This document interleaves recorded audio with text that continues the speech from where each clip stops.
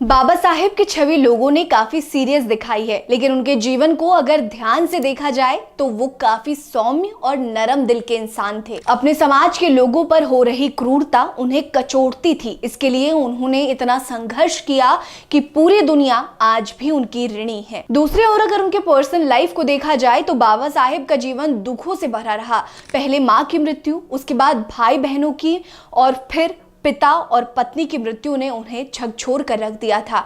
एक कंधे पर बहुजनों को उनका हक दिलाने का भार, तो दूसरे कंधे पर दुखों का पहाड़। लेकिन बाबा साहेब अनावरत आगे बढ़ते जा रहे थे। समय के साथ साथ बाबा साहेब कई बीमारियों की गिरफ्त में आ गए। उनके देख रेख के लिए कोई नहीं था। ऐसे में अब लोगों ने उन्हें दूसरी शादी करने की सलाह दी। नमस्कार, मैं हूं आपके साथ रीटा और आप देख रहे हैं भीमसेना। आज के वीडियो में मैं आपको बाबा साहेब की जिंदगी से जुड़े उस किस्से के बारे में बताऊंगी जो शायद बहुत कम लोगों को पता है, जिसके बारे में लोग जानना पसंद करते हैं।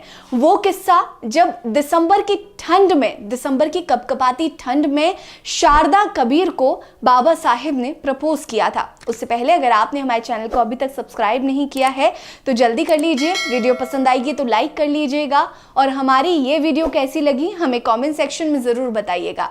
बाबा साहेब और शारदा कबीर की पहली मुलाकात 1947 के शुरुआती दिनों में हुई थी। 1948 में दोनों ने शादी कर ली, लेकिन इसके पीछे की कहानी काफी रोचक है। डॉक्टर सविता ने अपनी किताब my life with doctor Ambedkar में बताया है कि जब बाबा साहेब पहली बार उनसे मिले थे तो वो बहुत सारी बीमारियों से जूझ रहे थे। उन दोनों की मुलाकात डॉक्टर राव नाम के व्यक्ति के जरिए हुई थी। दरअसल डॉक्टर राव की दोनों बेटियां शारदा कबीर की बहुत अच्छी दोस्त थी और उन्होंने ही इन दोनों का परिचय करवाया था। सविता अपनी किताब में कहती हैं कि बाबा साहेब ने उन्हें डॉक्टर बनने पर बधाई दी थी, क्योंकि उस समय किसी महिला का डॉक्टर बनना बहुत असाधारण बात थी। उसके बाद उनकी कुछ मुलाकातें होती रहीं, क्योंकि बाबा साहेब का उस समय इलाज चल रहा था और डॉक्टर सविता ही उनकी देखभाल कर रही थी। वो अपनी किताब में बाबा साहेब द्वारा दिए गए शादी के प्रपोजल के बारे में बताती हैं। वो कहती हैं कि दिसंबर के ठंड का समय था।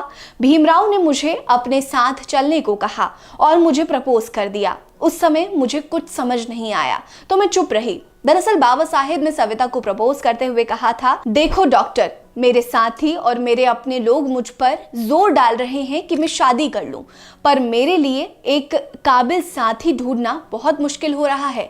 लेकिन मेरे लाखों लोगों के लिए मुझे जिंदा रहना होगा और इसके लिए यही सही होगा कि मैं अपने लोगों की विनती को गंभीरता से लूं। मैं आपके साथ ही सही व्यक्ति की खोज शुरू करता हूं। बाबा साहेब के इन बातों को डॉक्टर सविता समझ नहीं पाई। उसके बाद बाबा साहेब दिल्ली के लिए रवाना हो गए और डॉक्टर सविता भी अपने कामों में व्यस्त हो गई। सविता अपनी किताब में लिखती हैं कि मैं तो भूल ही गई थी कि बाबा साहेब ने मुझसे कुछ पूछा भी था। कुछ समय बाद बाबा साहेब का एक पत्र आया जिसमें लिखा था, मैं समझता हूं कि हम दोनों में उम्र का काफी फासला है। अगर आप मेरे प्रपोजल को मना भी कर देंगी तो मुझे बुरा नहीं लगेगा। मैं आपके जवाब का इंतजार कर रहा हूं। सविता ने अपनी किताब में बताया कि बाबा साहेब के पत्र के कुछ दिनों बाद मैंने एक पत्र लिखकर उन्हें शादी के लिए हाँ बोल दिया। कुछ दिनों बाद 1948 में दोनों की शादी हो गई। आपको बता दें कि सविता पुणे के एक मराठी ब्राह्मण परिवार से ताल्लुक रखती थी, जबकि बाबा साहेब महार जाति से थे। दिल्ली में स्थित आवास पर इन दोनों की शादी हुई, लेकिन इस शादी को दोनों पक्षों ने यानी ब्राह्मण और दलित समाज ने जमकर विरोध किया था। खुद अंबेडकर के बेटे यशवंत राव भी इस शादी के खिलाफ थे, लेकिन धीरे धीरे दूरियां कम हुई और डॉक्टर सविता के देखरेख में बाबा साहेब ठीक होने लगे थे। आपको हमारी ये लव स्टोरी कैसी लगी हमें कमेंट सेक्शन में जरूर बताइएगा। बने रहिए हमारे साथ। नमस्कार।